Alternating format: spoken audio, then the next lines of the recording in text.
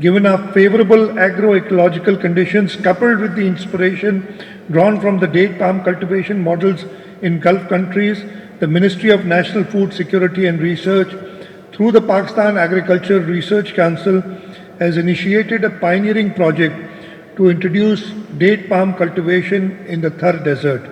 After extensive trials, 38 varieties were evaluated and 8 were recommended for large-scale propagation. These varieties show great promise for extending cultivation into other arid regions.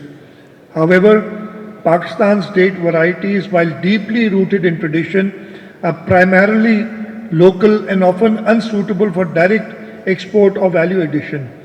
Our dates are also highly sensitive to seasonal monsoons, which frequently coincide with the maturity phase, leading to significant losses.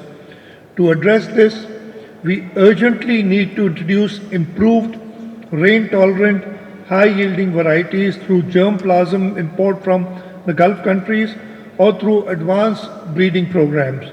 Tissue culture technology will play a key role in accelerating the propagation of these super varieties.